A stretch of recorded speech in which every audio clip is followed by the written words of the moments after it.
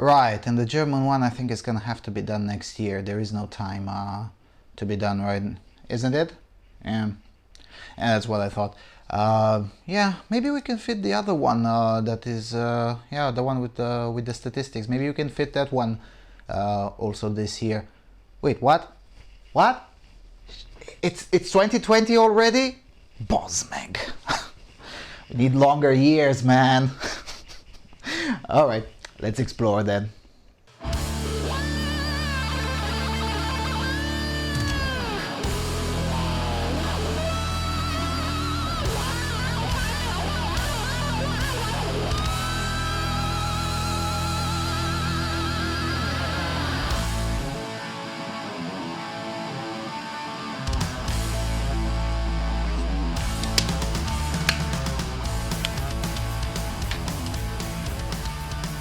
Hello everyone and welcome to the Freedom Alternative for the first time in 2020. I wish you all a happy new year. I hope you had a great new year party and I hope you will all be doing great this year as well, especially given that a lot of things we've all been working for in the last 2 or 3 years are expected to reach their zenith this year. In any event, 2019 was a crazy year in many respects for this operation and for politics in general, and also a year in which we finally learned a thing or two about consolidation. Nevertheless, just as I predicted exactly 1 year ago when I said that it's unlikely that 2019 will match 2018 in terms of great things, this kind of turned out to be the case. Unlike 2018, we didn't get to do 100% of the things we expected in 2019, chief among them being the impossibility of doing the Morocco tour in December as initially planned. But hey, we did Zimbabwe, Poland and Germany. Well, I still owe you some videos from Germany. I know. We'll do that too. So, as usual, the first video of the year is a broad description of what to expect during the year, leaving room for certain surprises as well, both positive and negative.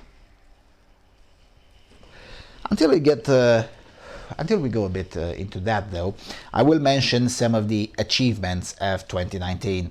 We finally got a working website that serves as a resource already for a few dozens of operatives. We got new people interested in the tedious work of agitation, and we're slowly moving into the direction of becoming an entrenched force to be acknowledged or feared, depending on whether you're normal or leftist.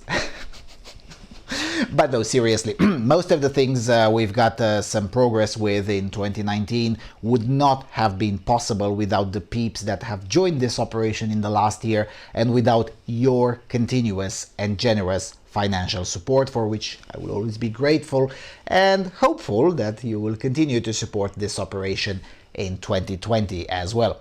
Now, speaking of financials, I'm almost done with crunching the numbers, but if all else goes well, the operation even turned out a small profit last year, which will be rolled straight into the fundraiser for the Central Asia tour. Keep an eye on the website because I'll be publishing most of the expenses as part of the transparency effort on the expenses side. So, for the purposes of this video, the talk is divided as follows.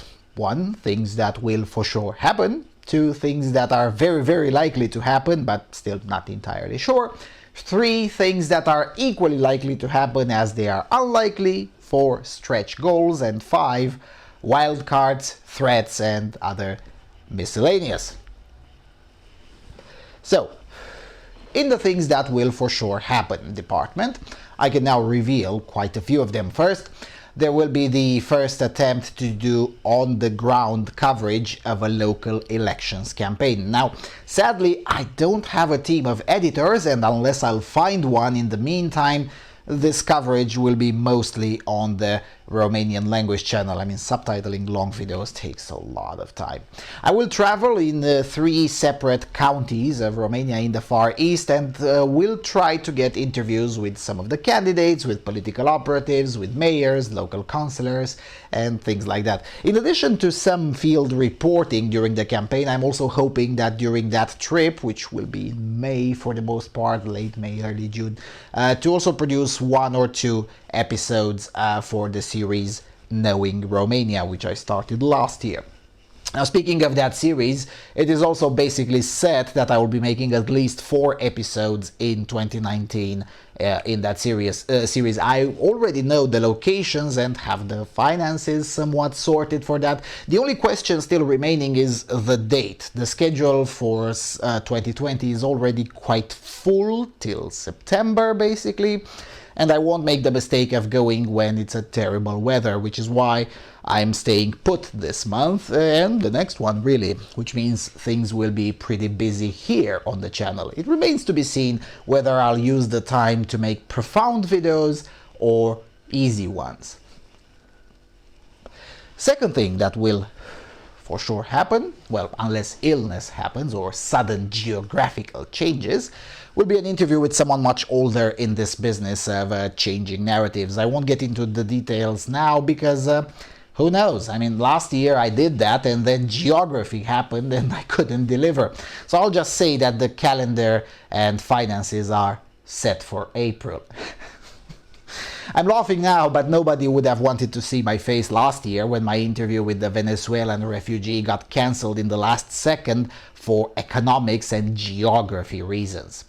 Anyway, third thing that will for sure happen will be a more extensive reporting from Ukraine. I don't know yet the full extent because I don't know all of the cities and areas. I'll be just the period and the budget. But suffice to say that you will be getting some unique coverage from Southeastern Intermarium this year in ways that I didn't have the time to offer in 2019. I also owe you some stories from Serbia that I gathered last year but didn't yet make them into videos on the channel. Now, all of this will be solved in 2020, so although it would appear that I'll travel less this year, there's so much backlog of stories that could easily keep me and you busy with travel stories. But it would only be an appearance because this year, just from the things that I already know for sure, will mean at least 30,000 kilometers in the worst case scenario. So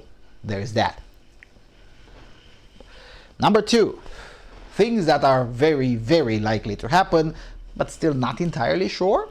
Obviously, the first in this category is the Central Asia tour. At the moment of this recording, we're getting closer to 20% of the minimum sustainability point, and that's before I add up the profit made last year.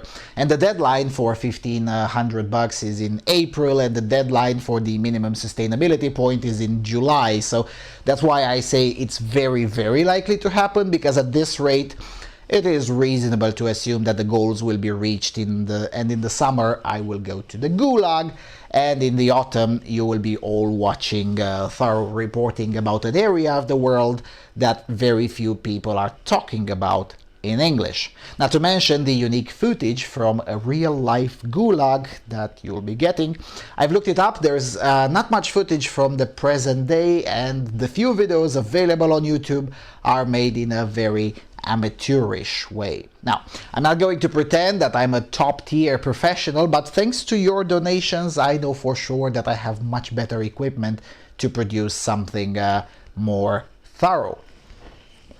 So yeah, send me to the Gulag.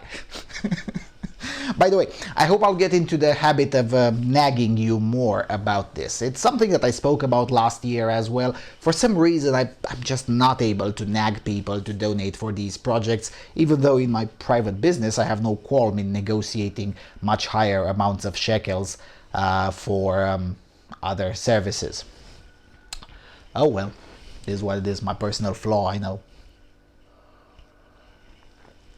Second, in the things that are very, very likely to happen, but still not entirely sure, is an expansion of the website. Now, this depends on my time more than anything else, I guess, but I really want to get a forum up and going just for the donors, and I also need a way to expand the library even faster than what occurred in 2019.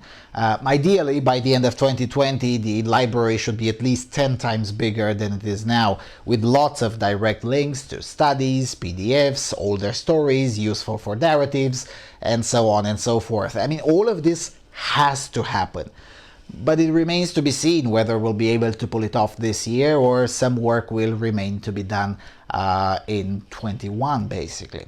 Third in this category would be to wrap up the equipment upgrading process. I still need some lavalier mics that are better than the ones I use now, some mics for noisy environments, and at least one camera to replace this one, really, because I bought this one in May 2016 when one generous donation was made for the channel, and it's been serving us very well, but it's getting increasingly buggy and will have to be decommissioned quite soon. I expect the finances to be decent enough to allow all of these changes, especially given that the most expensive changes were already done in 2019. So in theory, no other pressure should occur on the equipment budget. And yes, I keep a separate budget for that because you never know when you need it. The biggest drain on that budget is on hard drives, though. I mean, 2019 meant 2 4-terabyte hard drives, and I expect 2020 to require at least another 2 of those.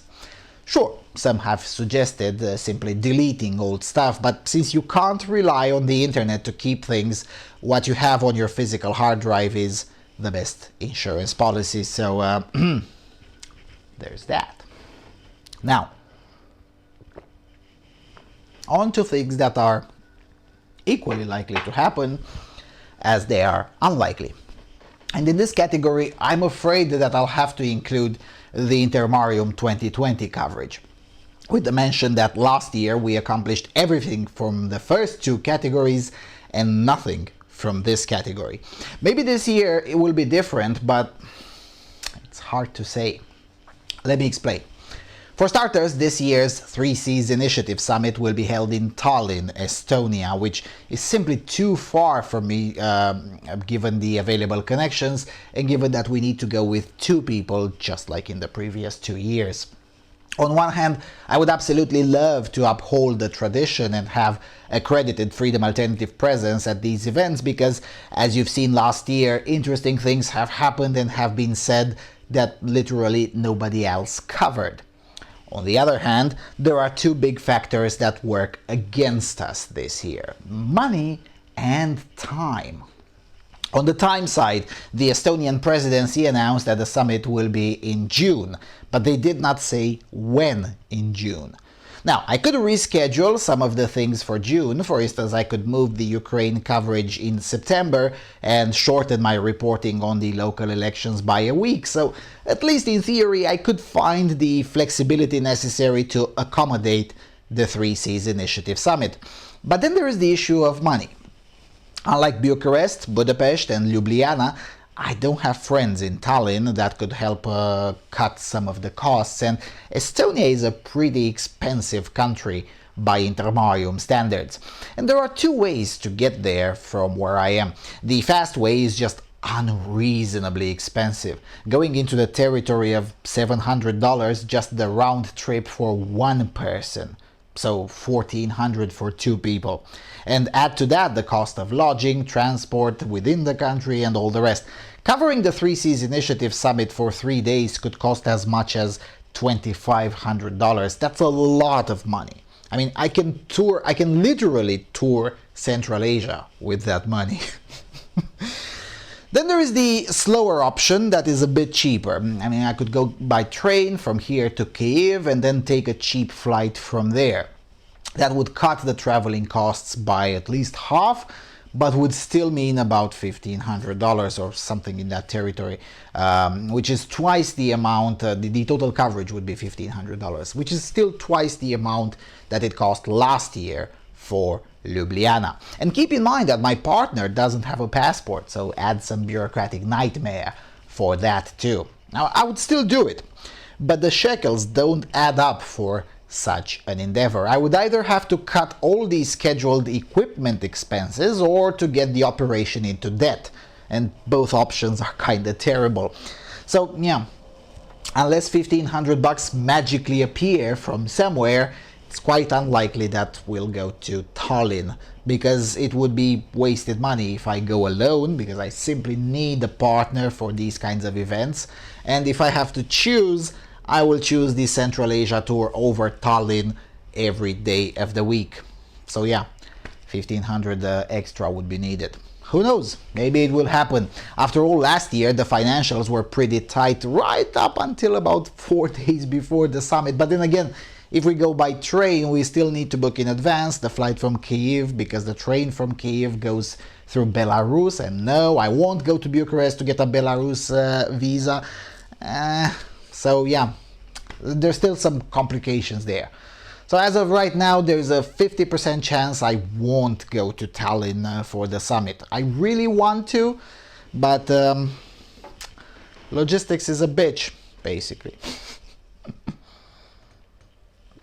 Also in this category, there is my idea to come over stateside for the re-election campaign of Donald Trump. And it's in this category for the exact same reason as the Three Seas Initiative Summit.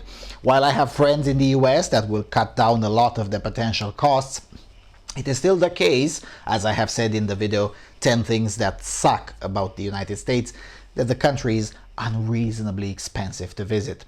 Nevertheless, it's in October and early November, which means more than 2 months after the main project, namely the Central Asia tour, so it could be doable. But it does depend on a lot of factors, and some of them are beyond my control, such as the weather. I mean, I would like to avoid the cold areas of the United States. We'll see what happens, but as of right now, there's at least a 50% chance that this won't happen. Again, because logistics is a bitch. Alright, stretch goals. And by stretch goals, I mean a mixture of I have a dream and things that are certainly possible, but a lot of stars have to align in order for them to happen. And here I will port one of stretch goals from last year, namely that I still want to get a co-host to make videos similar to the weekly Romanian language podcast. Now Miguel would be a good candidate, but geography disagrees, so there's that. Another stretch goal is to change the setup a little bit in these studio videos. This is certainly possible, but the time factor makes it quite a stretch to be accomplished this year. Nevertheless, I'll try. That's why it's called a stretch goal. And finally, number 5, wildcards, threats, and other miscellaneous. And by that I mean things that might come up on the spot. The Zimbabwe tour was in this category last year, so was the Serbia trip. Things that are not exactly planned in advance, but opportunity emerges and I don't say no. In this category, I expect at some point this year for opportunity to emerge again for a trip to the ex-Yugoslav space. I don't know where. I mean, it could be Bosnia, could be Kosovo, could be Macedonia. Sorry, I mean the Republic of Northern Macedonia. I don't know, but one of these will likely come up unplanned, and if or when that happens, I won't say no if time allows it. It's just that I can't predict it now, hence a wild card. As for threats, really the only one is the one that is always around, namely the threat of censorship. In 2020 it is to be expected that, well, I don't like the term, but it's true. I mean, the big tech will make a move once again, trying to censor those who are not on the furthest fringes of the far left. I already got a community warning on this channel for a satire video from 3.5 years ago, so who knows? That's why I keep a BitChute channel, that's why I keep 2 private clouds, one directly owned by me personally, and other contingencies that I don't talk about in public, but are always there just in case the hammer of censorship hits really hard and a necessity to rebuild emerges. That is also ensured by your donations, for which once again I am very grateful. And I hope to be good enough in 2020 as well, because without your financial support, almost none of this would be possible. I will not dare to assume growth for 2020, but I'm also not demoralized either. In fact, I'm very optimistic for this year overall, both personally and as far as this operation is concerned. I mean, heck, this year Freedom Alternative turns 5 years old, and in the tradition of the 5-year plan, I will publish a video then with an analysis of the last 5 years. And I will say now that so far it looks good and quite on track to beating most of what I expected when I decided to click publish on that video called Introduction back in 2015. Certainly from a video quality perspective, at the very least, things are much better now. Alright, that's pretty much it for now. A lot of things are happening in the background. Some of them will be made public as they happen, while some others will remain in a closed circuit for a longer period of time. Just like last year, there will be lectures, some of them published on this channel, others not so much, in order to protect the status as non-leftists to the students, of the students who will attend. Those of you closer to the network do know that I'm available to teach people straight into the trenches, various techniques to use in the political process. Of course, detailed advice for a fee, because why not? So yeah, I'm looking forward for this year, and I hope I'll be able to go through with all of the commitments and improve my own management a bit too. In 2018, the physical toll was enormous. In 2019, I managed that much better, but still a bit harsh, hence why I didn't do the Morocco tour. Thank goodness I had the wisdom to cancel that one, really. And with all of that being said, I wish you all a happy new year once again. Thank you all for watching. I hope you will be watching in 2020 as well. Many thanks for all of your donations or your continuous and generous support. Send me to the gulag. Please do subscribe to our social media. Visit our website. Don't forget the library section. And I will see you all soon on the Freedom Alternative. Happy New Year, y'all.